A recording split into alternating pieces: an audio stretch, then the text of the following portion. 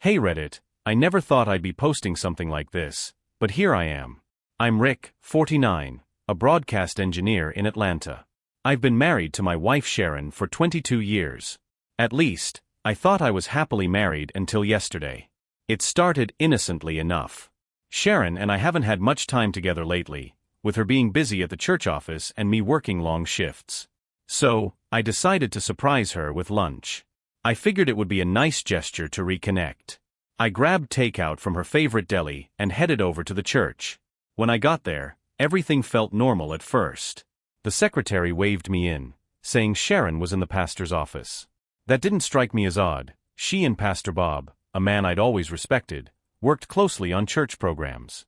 I thought I'd just walk in, lunch in hand, and make her day. But as I approached the office door, I heard voices. Sharon's voice was low, almost whispering, and then I heard Bob's. I couldn't make out every word, but what I heard stopped me in my tracks. Sharon, I can't wait for tonight. You always know how to make me feel special. Bob, we'll make this work. Rick doesn't have to know a thing. I felt like the floor disappeared beneath me. My heart was pounding, and for a moment, I thought I might pass out. I backed away from the door and left the building, the lunch bag still in my hand. I don't even remember the drive home. I just know I couldn't stay and confront them. Not in that moment. Not while I was shaking with anger and hurt. Once I got home, I sat on the couch, staring at the wall, replaying the last 22 years in my head. How did I miss this? Was I too trusting? Too busy? I haven't confronted Sharon yet. I need to be smart about this. I need to know how deep this goes before I decide what to do next. I'll update as I figure things out. Right now, I'm just trying to process the fact that the woman I loved, and the man I trusted, betrayed me. What would you do if you were in my shoes? Thanks for all the responses and support on my last post.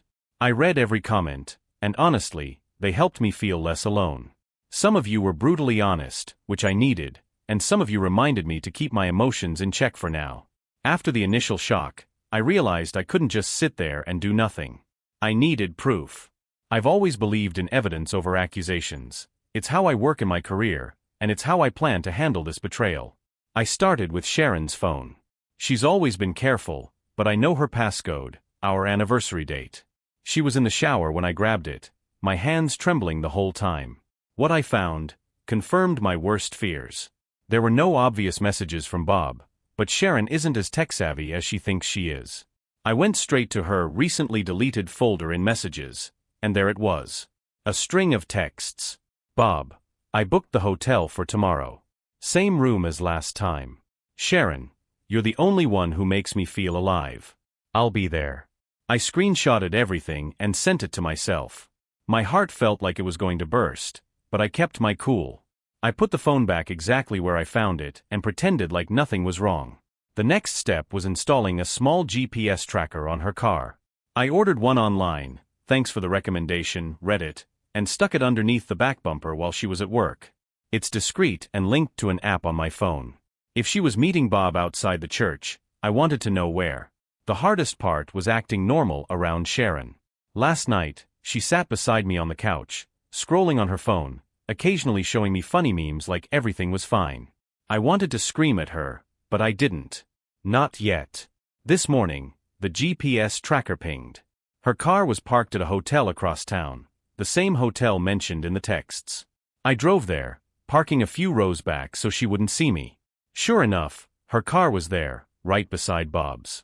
My stomach turned as I sat there, debating whether to storm inside or wait them out. In the end, I stayed. Confronting them in a hotel lobby wasn't the move. I snapped photos of their cars side by side, with the license plates visible. When they finally came out, about 2 hours later, it was like a punch to the gut. Sharon was laughing at something Bob said, her hair a little disheveled. He opened her car door for her, and she touched his arm as she got in, so casual, like this wasn't completely destroying our marriage. I drove home, my mind racing. I have the evidence now, texts, photos, and GPS logs. Part of me wants to throw it all in her face and watch her squirm, but I know I need to think bigger. I'm meeting with a divorce lawyer tomorrow. I don't know if I'll file right away, but I need to know my options. Sharon and I have assets, a house and savings, and I'm not about to let her and Bob ruin everything I've worked for. I also called my buddy Mark, who's a private investigator. He's not cheap, but he's good. He agreed to dig deeper into Bob's background. If he's doing this with Sharon, who's to say she's the only one? For now, I'm playing the long game. She has no idea I know, and I plan to keep it that way. I'll let her think she's getting away with this until the time is right. If you've got advice, I'm all ears. I'm barely holding it together, but I'm determined to come out on top of this mess. Thanks for all the responses and support on my last post. I read every comment, and honestly, they helped me feel less alone. Some of you were brutally honest, which I needed, and some of you reminded me to keep my emotions in check for now. After the initial shock, I realized I couldn't just sit there and do nothing. I needed proof. I've always believed in evidence over accusations. It's how I work in my career, and it's how I plan to handle this betrayal. I started with Sharon's phone. She's always been careful, but I know her passcode, our anniversary date. She was in the shower when I grabbed it, my hands trembling the whole time. What I found confirmed my worst fears. There were no obvious messages from Bob, but Sharon isn't as tech-savvy as she thinks she is. I went straight to her recently deleted folder in messages, and there it was. A string of texts. Bob, I booked the hotel for tomorrow. Same room as last time. Sharon, you're the only one who makes me feel alive. I'll be there. I screenshotted everything and sent it to myself. My heart felt like it was going to burst, but I kept my cool. I put the phone back exactly where I found it and pretended like nothing was wrong. The next step was installing a small GPS tracker on her car. I ordered one online, thanks for the recommendation, Reddit, and stuck it underneath the back bumper while she was at work. It's discreet and linked to an app on my phone. If she was meeting Bob outside the church, I wanted to know where. The hardest part was acting normal around Sharon. Last night, she sat beside me on the couch, scrolling on her phone, occasionally showing me funny memes like everything was fine. I wanted to scream at her, but I didn't. Not yet. This morning, the GPS tracker pinged. Her car was parked at a hotel across town, the same hotel mentioned in the texts. I drove there, parking a few rows back so she wouldn't see me. Sure enough, her car was there, right beside Bob's. My stomach turned as I sat there, debating whether to storm inside or wait them out. In the end, I stayed. Confronting them in a hotel lobby wasn't the move. I snapped photos of their cars side by side, with the license plates visible. When they finally came out, about 2 hours later, it was like a punch to the gut. Sharon was laughing at something Bob said, her hair a little disheveled. He opened her car door for her, and she touched his arm as she got in, so casual, like this wasn't completely destroying our marriage. I drove home, my mind racing. I have the evidence now, texts, photos, and GPS logs. Part of me wants to throw it all in her face and watch her squirm, but I know I need to think bigger. I'm meeting with a divorce lawyer tomorrow. I don't know if I'll file right away, but I need to know my options. Sharon and I have assets, a house and savings, and I'm not about to let her and Bob ruin everything I've worked for. I also called my buddy Mark, who's a private investigator. He's not cheap, but he's good. He agreed to dig deeper into Bob's background. If he's doing this with Sharon, who's to say she's the only one? For now, I'm playing the long game. She has no idea I know, and I plan to keep it that way. I'll let her think she's getting away with this until the time is right. If you've got advice, I'm all ears. I'm barely holding it together, but I'm determined to come out on top of this mess. Alright Reddit, here's the next chapter of this nightmare. Thanks again for all the support and advice. It's keeping me grounded. Yesterday, I met with the divorce lawyer. Let me tell you, walking into that office made everything feel 100 times more real. The lawyer, Mr. Carver, didn't sugarcoat anything. He laid out my options. File immediately, using the evidence I've gathered to build my case. Hold off, gather more, and position myself better for alimony, property division, and exposing Sharon and Bob's affair if it goes public. I decided to wait for now, mainly because Carver thinks I can come out with a stronger hand if I let them dig their own grave a little deeper. He also warned me about how messy it could get if Sharon tries to fight back. When I got home, I felt this overwhelming urge to know more. Like, how long has this been going on? Sharon was still at work, so I went into our home office and booted up her laptop. She uses it for church work, but I had a feeling she wasn't just emailing volunteers. Sure enough, her email had some deleted drafts. They didn't go through, but Gmail autosaves everything. One of the drafts hit me like a freight train. Sharon, I know we agreed not to say anything, but I feel so guilty. If Rick finds out, it will destroy him. Do you ever wonder if we're doing the right thing? It was dated 6 months ago. 6 months. They've been sneaking around under my nose for half a year. Maybe longer. After reading that, I felt this wave of anger I couldn't shake. I went to the garage and started organizing tools, anything to keep my hands busy. But the more I thought about it, the more I realized I couldn't just wait for her to get home and act normal. I called Mark, the private investigator, to see if he'd made any progress. He already had. Turns out, Bob has a history. 3 years ago, when he was pastoring in another town, he had an inappropriate relationship with a married woman in his congregation. It was swept under the rug, and he quietly resigned. Now I'm wondering if our church even knew about this when they hired him. Mark also told me something that sent chills down my spine. Bob has a separate bank account Sharon doesn't know about, and he's been withdrawing large sums of cash every few weeks. What for? Who knows, but it's shady as hell. By the time Sharon got home, I felt like I was staring at a stranger. She walked in smiling, holding a grocery bag, and kissed me on the cheek like nothing was wrong. I felt sick. Over dinner, she started talking about an upcoming church retreat. She said she'd be gone for a weekend, helping Bob organize everything. I played dumb and asked, "Where's the retreat?" Her eyes shifted for a split second, barely noticeable, but I caught it. "Just a cabin up in the mountains. Nothing fancy," she said. I nodded, pretending to be interested, but inside I was boiling. That's when I decided I needed to check her car again. After dinner, while she was in the shower, I grabbed her keys and went outside. I'd planted the GPS tracker, but I hadn't checked her glove compartment or trunk yet. In the glove box, I found a receipt from the same hotel they were at yesterday. It was dated 2 months ago. She had paid in cash. I also found a small gift bag in the trunk with a bottle of cologne inside. The tag said, "To Bob with love, Sharon." I stood there in the garage for a solid minute, staring at that bag, trying to process everything. My wife wasn't just cheating, she was head over heels for this guy.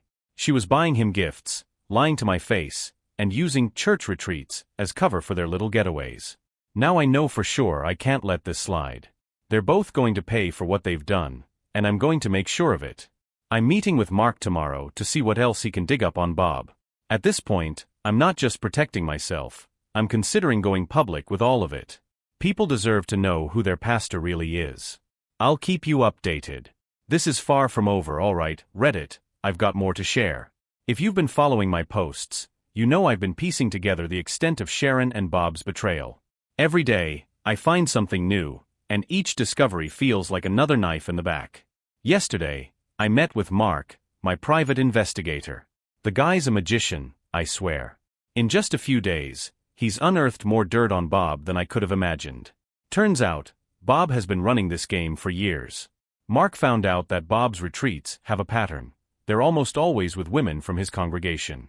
And Sharon isn't the first married woman he's been involved with since he started at our church. One name stood out, Jessica, a choir member who left the church last year.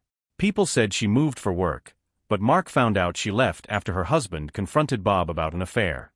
She never pressed charges or went public, likely to protect her kids, but she confirmed to Mark what happened. I'm starting to realize that Sharon isn't just having an affair, she's been manipulated by someone who's done this before. Not that it excuses her actions, but it's clear Bob knows exactly how to prey on vulnerable people. Mark also found financial red flags. Bob's secret bank account showed payments to Sharon's favorite jewelry store, among other places. That cologne I found in Sharon's car? It might not even be from her, it could have been something he bought for himself and she's holding on to. Now, here's where things get even messier. Last night, while Sharon was sleeping, I decided to do something risky. I logged into her Facebook account, same password as her email, rookie mistake. In her DMs, I found a conversation with one of her friends, Denise, and it was clear Denise knows about the affair. Sharon, I feel so torn, Denise. I know it's wrong, but I can't stop myself. Bob just makes me feel alive. Denise, you deserve happiness, Sharon, but you're playing with fire. What if Rick finds out? Sharon, he won't. He's so busy with work, and he trusts me completely. That last message nearly broke me. She thinks I'm clueless. She thinks she's invincible. This morning I sat down with all the evidence. Texts, photos, receipts, GPS logs, and now screenshots of her DMs. I've got enough to blow this thing wide open, but I'm holding off for one reason: timing. The church is hosting a big community event this weekend, and I know Sharon and Bob will be there together. My plan is to wait until after the event, when they're most comfortable, and then confront them both. I want them to know I'm not just some fool they can string along. Here's where I need your advice, Reddit. Should I confront them publicly at the church? Part of me wants to expose Bob in front of everyone, but I worry about the fallout for other innocent people in the congregation. On the other hand, why should he get to keep hiding behind his title? For now, I'm keeping calm, playing the long game. Sharon has no idea I know, and I'm using that to my advantage. But every time I see her smiling or laughing, I feel this storm building inside me. It's taking everything I have not to blow up. I'll update after the event. One way or another, the truth is coming out. Hey Reddit, here's the next part of the mess that is my life right now. Thanks to everyone who's been giving advice. I'm reading it all. Some of you think I'm handling this too calmly, and others think I need to blow it all up. Trust me, I'm right there with you on the emotional roller coaster. Yesterday was the church's big community event. Sharon left early to help set up, and I knew Bob would already be there. I spent the morning pacing, torn between storming in and exposing them or sticking to my plan to gather more evidence. Ultimately, I decided to play it cool a little longer. Around noon, I drove to the church, parking far enough away that Sharon wouldn't see me. I walked in like any other guest, blending into the crowd. The event was packed: families, kids, church members, and even a few reporters covering the charity drive. And there they were. Sharon and Bob stood near the stage, smiling and chatting like nothing in the world was wrong. I clenched my fists so hard my nails dug into my palms. Watching them interact, I could see the little tells: how she leaned in when he talked, how his hand lingered on her arm. To everyone else, they probably looked like two professionals organizing a great event. But I knew better. For a moment, I thought about calling them out right then and there. But then, something happened that made me pause. Bob's wife, Karen, walked in. I didn't even know he was married. She's a quiet woman who doesn't attend church often, probably why no one talks about her much. She looked so proud, smiling as she approached him. Bob greeted her warmly, but I caught the flicker of discomfort in his eyes when Sharon noticed her. It hit me then: Karen might be as clueless as I was a week ago. Exposing him publicly wouldn't just hurt Sharon and Bob, it would destroy Karen, who hasn't done anything to deserve this. So I held back. Instead, I left the event early and went home to think. Sharon came home that evening, glowing from the day's success. The event was amazing, she said, smiling as she set her purse down. Bob did such a great job pulling it all together. I forced a smile, biting my tongue so hard it almost drew blood. Later, when she was asleep, I went through her purse.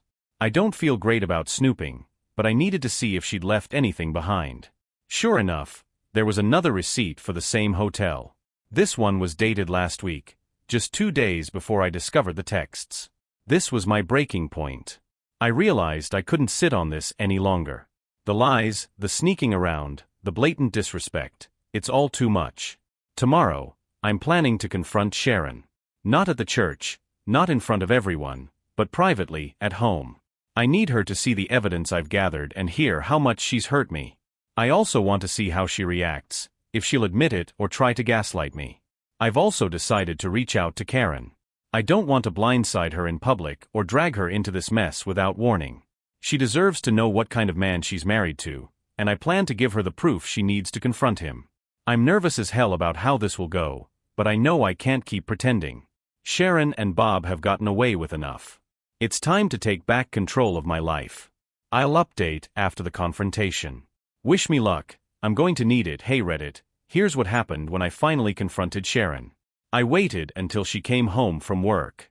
I sat her down in the living room, my laptop open with all the evidence, screenshots of texts, photos of her car at the hotel, receipts, everything.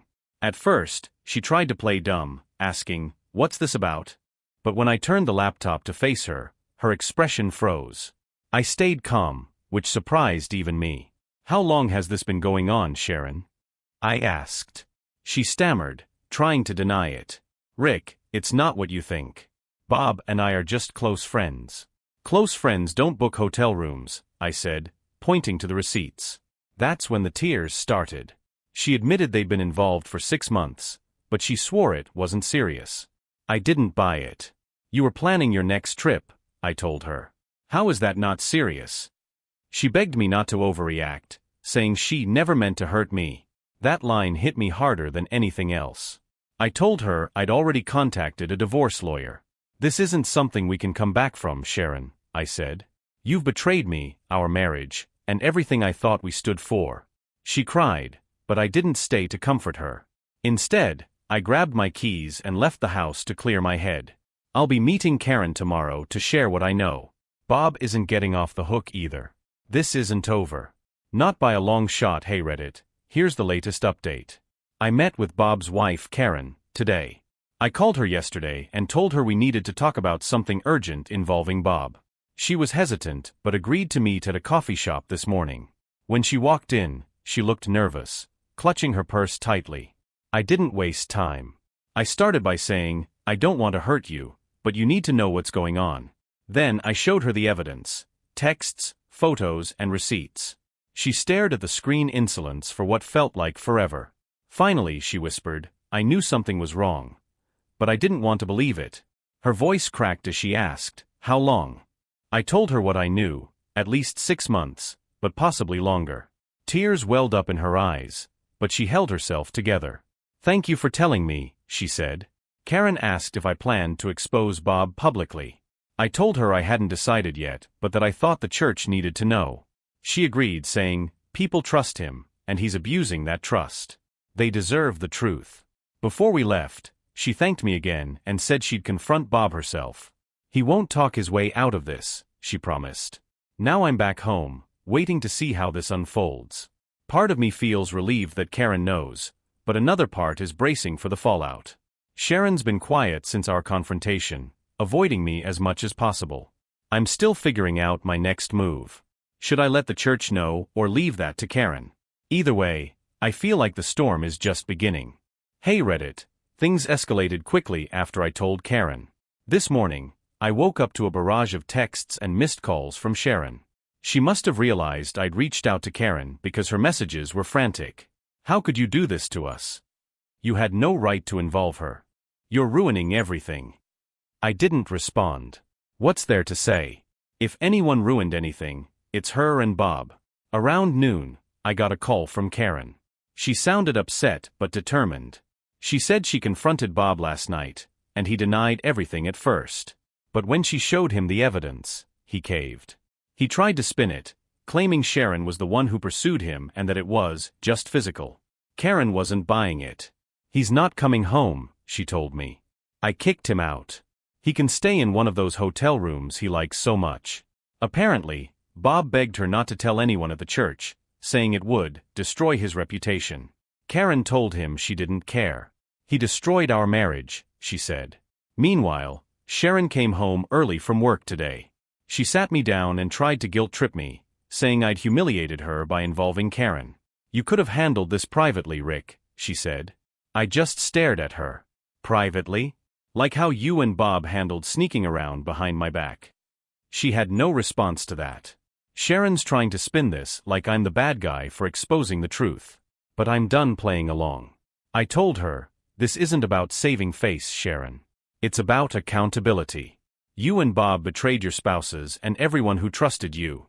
She stormed out of the room after that. Good. I need space to think. Karen texted me later, asking if I'd join her in speaking to the church leadership. She thinks it's time they know the truth about Bob. I told her I'd consider it, but honestly, I'm torn. Part of me wants to make sure Bob faces consequences, but I also worry about the fallout for everyone else. Right now, I'm just taking things one day at a time. Sharon's staying in the guest room, and I'm focused on protecting myself legally and emotionally. This is far from over. Hey Reddit, here's how things unfolded when Karen and I decided to address the church. After some back and forth, I agreed to meet with Karen and the church leadership. She felt strongly that the congregation needed to know the truth about Bob, and honestly, I agreed. Keeping quiet felt like letting him get away with everything. We scheduled a meeting with the church's board. Karen and I arrived together, which already raised eyebrows. The board members seemed surprised, but concerned as Karen started speaking. She explained how Bob had violated his role as a pastor and betrayed her trust. When I showed the evidence, screenshots of texts, photos of the cars at the hotel, and receipts, the room fell silent. One of the elders, a stern man named Mr. Jameson, shook his head and muttered, "I can't believe this."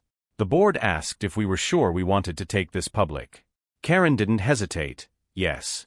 The congregation deserves to know who they've been following.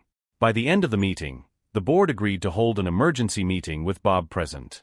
They assured us they'd handle it from there, though it was clear they were blindsided and unsure how to move forward. Afterward, Karen and I walked out together. "Thank you for standing by me," she said. I nodded, though I didn't feel like a hero. I felt drained. When I got home, Sharon was waiting. "Where were you?" she asked, arms crossed. "I met with the church board," I said. "They know about you and Bob." Her face went pale. "You had no right." "I had every right," I cut her off. "You made this mess, Sharon. Now you get to deal with the consequences." She stormed out, slamming the door behind her. I didn't follow. As of now, the church board is preparing to meet with Bob. Karen told me she's prepared to tell the entire congregation if the board doesn't take action. Meanwhile, I'm meeting with my lawyer again to finalize my next steps.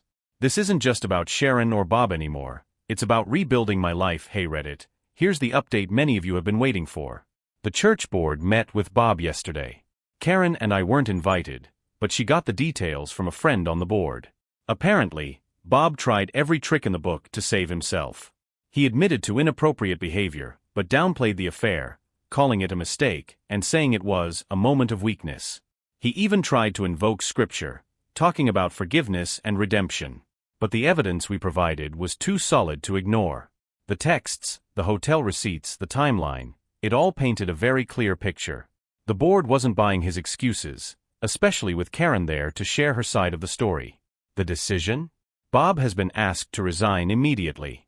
The church plans to make a formal announcement this Sunday, framing it as a moral failing on his part.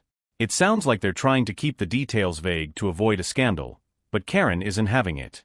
She's already planning to speak out if they try to sweep this under the rug. When I heard the news, I felt conflicted. On one hand, I'm relieved that Bob is finally facing consequences. But on the other, I'm still furious at Sharon. She hasn't shown any real remorse, just panic about how this is affecting her reputation. Last night, she tried to talk to me again. She started with, "Rick, we can fix this. I know I made a mistake, but we've been together 22 years. Doesn't that count for something?" I looked at her and said, "It counted for everything. But you threw it away the moment you decided Bob was worth more than your marriage." She didn't have much to say after that. She just went upstairs and shut the door. Right now, I'm focused on getting through the divorce process.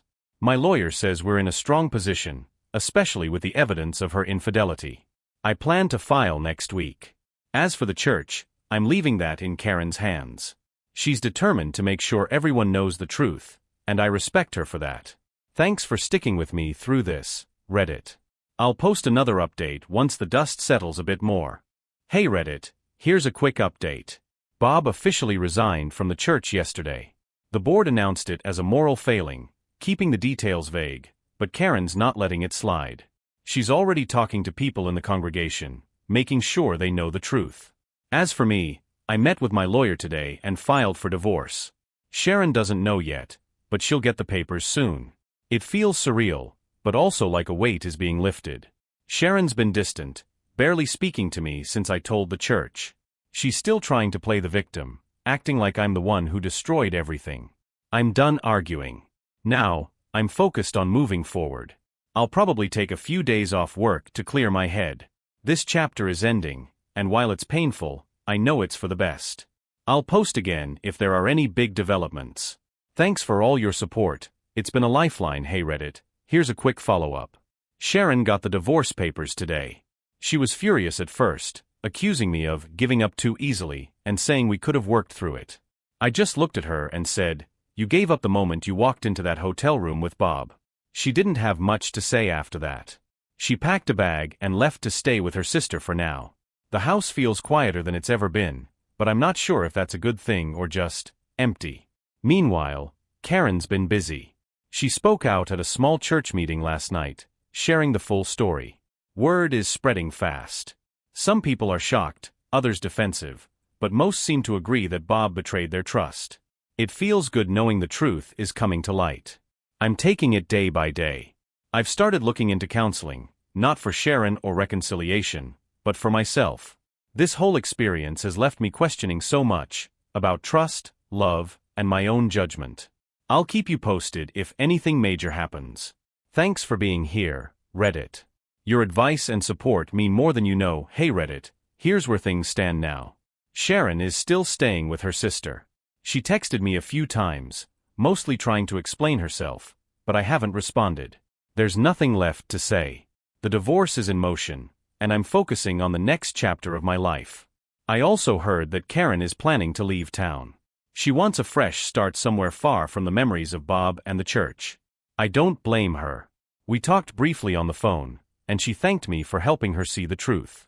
As for the church, it's in chaos. Bob's resignation hit hard, and attendance has dropped. A few members reached out to me, apologizing for not noticing what was happening sooner. I told them it's not their fault, it's on Bob and Sharon.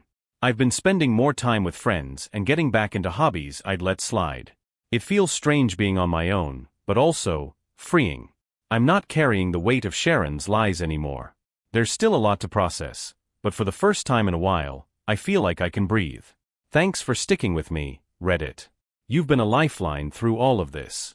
If anything else happens, I'll update you.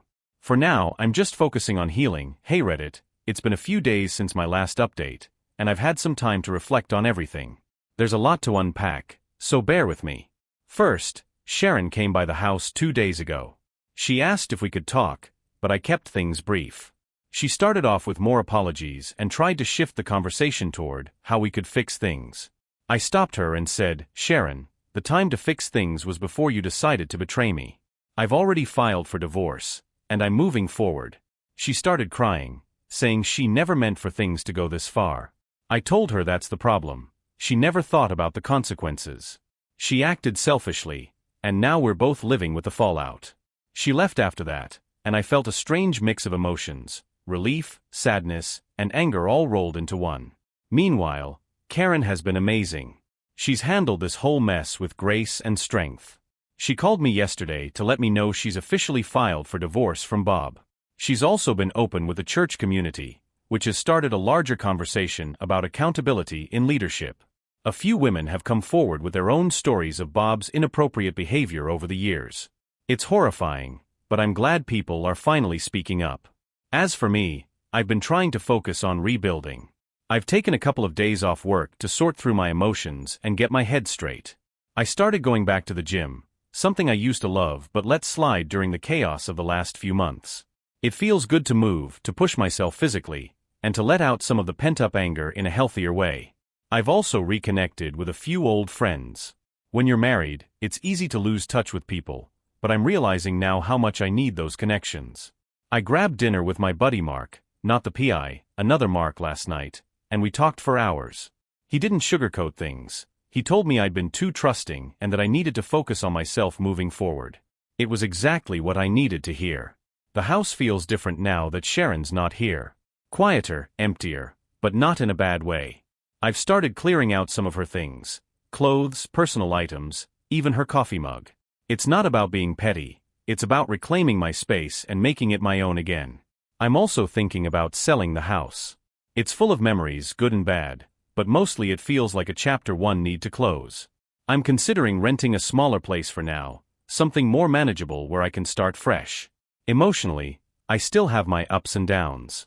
Some days, I feel strong, like I'm taking back control of my life. Other days, I'm hit with waves of sadness or anger, wondering how things went so wrong. But I remind myself that this is all part of the process. Healing takes time. Karen and I have stayed in touch, mostly to keep each other updated on the church situation. She's planning to move out of town once her divorce is finalized, and she's already looking at places closer to her family. I told her I'd miss having her around, but I understand why she needs a fresh start.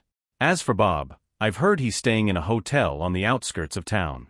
Rumor has it he's been trying to contact some of the board members, probably to spin his version of the story. Thankfully, most of them aren't buying it.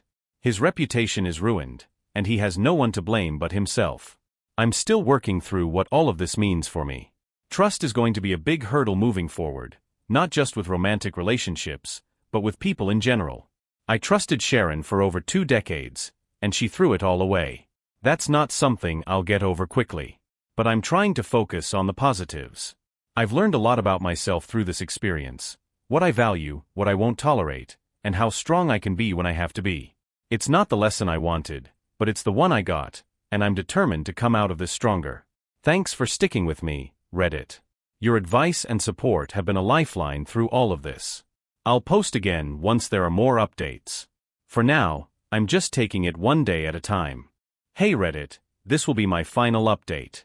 It's been a wild and painful journey, but I'm finally at a place where I feel like I can move forward. Writing this out is as much for me as it is for all of you who followed and supported me through this nightmare. So let me bring you up to speed and share how I'm closing this chapter of my life. Sharon moved out for good last week. She had been staying with her sister for a while, but now it's official. The divorce process was surprisingly quick and mostly painless, thanks to the overwhelming evidence I had of her affair. She didn't fight me on much, probably because she knew she had no ground to stand on. I kept the house in the settlement, which was a big win for me, but honestly, staying there just didn't feel right. It was full of memories, some good, some tainted, and I realized I couldn't truly move forward while living in the same space where everything fell apart. Packing up Sharon's things was oddly therapeutic. Each box felt like I was reclaiming a piece of myself. I dropped them off at her sister's place without saying much. She didn't come out to see me, which was fine by me. The Sharon I knew and loved doesn't exist anymore, and I've accepted that. The final divorce papers were signed and filed last week. When I saw my lawyer's email saying everything was finalized, I felt a mix of emotions, relief, sadness, and a strange sense of freedom. This marriage, which I thought would last forever, is officially over. But instead of focusing on what I've lost, I'm choosing to focus on what I've gained: clarity, self-respect, and a chance to start fresh. Sharon tried to reach out after the divorce was finalized, sending me a long, rambling text about how she still cares for me and wishes things could have been different. I didn't respond. What's the point? She made her choices, and I've made mine. Let's talk about Bob. The man who preached about honesty and integrity turned out to be one of the most deceitful people I've ever encountered. After Karen and I exposed him to the church board, everything unraveled for him. The board forced Bob to resign, and word spread quickly throughout the congregation. Karen spoke out publicly, sharing her side of the story and encouraging others to come forward. And they did. Several women from Bob's past have come forward with their own stories of inappropriate behavior. It's clear now that this wasn't a one-time thing. Bob has been manipulating and preying on women for years. Bob has since left town. Last I heard, he's staying in a cheap motel a few cities away, trying to figure out his next move. His reputation is ruined, and he has no one to blame but himself. Karen and I have stayed in touch throughout all of this, and I have to say, her strength has been inspiring. After filing for divorce from Bob, she decided she needed a fresh start. She's moved closer to her family and is already settling into her new life. We met for lunch before she left, and she thanked me for standing by her. "You didn't have to help me, but you did," she said. And I'll never forget that. I told her the feeling was mutual. She gave me the courage to confront a situation I might have otherwise let fester. Karen plans to stay involved in advocacy work, helping other women who've been manipulated by people in positions of power. I have no doubt she'll make a difference now for me. I decided to sell the house. It was a tough decision, but in the end, I realized I couldn't fully heal while living in a space so tied to my past. I've moved into a smaller apartment closer to work. It's cozy, manageable, and most importantly, it feels like mine. I've also started therapy. I wasn't sure about it at first, but it's been a game changer. My therapist has helped me unpack a lot: my feelings of betrayal, my trust issues, and even some things I didn't realize I was holding on to from earlier in life. It's not easy, but I feel like I'm making real progress. I've been going back to the gym regularly, which has been a great outlet for my emotions. There's something satisfying about pushing myself physically, feeling my strength return little by little. It's a reminder that I'm capable of rebuilding, not just my body, but my life point, one of the most surprising parts of this journey has been reconnecting with old friends and making new ones. It's easy to lose touch when you're married, but I've been intentional about reaching out to people who matter. I've also started dating again. Nothing serious, but I've met someone, a woman named Diane. We were introduced by a mutual friend, and we've gone on a few dates. She knows about my past, and she's been incredibly patient and understanding. We're taking things slow, and for now, I'm just enjoying getting to know her. Looking back, this experience has been the hardest thing I've ever gone through, but it's also taught me so much. I've learned that betrayal doesn't define you. It hurts, it shakes you to your core, but it doesn't have to break you. I've also learned the importance of setting boundaries and standing up for myself. For years, I prioritized Sharon's happiness over my own, and in the end, it cost me. Moving forward, I'm committed to living authentically, valuing my own needs and well-being. This chapter of my life is finally closing, and while it's bittersweet, I'm ready for what's next. I'm excited to see where this new path takes me, whether it's in my career, my relationships, or just finding joy in the little things. To anyone reading this who's going through something similar, you will get through this. It won't be easy, and it won't happen overnight, but there's light at the end of the tunnel. Lean on your support system, take care of yourself, and don't be afraid to ask for help. Thank you, Reddit, for being there for me when I needed it most. Your advice, support, and even tough love helped me navigate one of the darkest periods of my life. I'll always be grateful for this community. Here's to new beginnings. This is my final post. Thank you for being part of my journey. Stay strong, and take care of yourselves.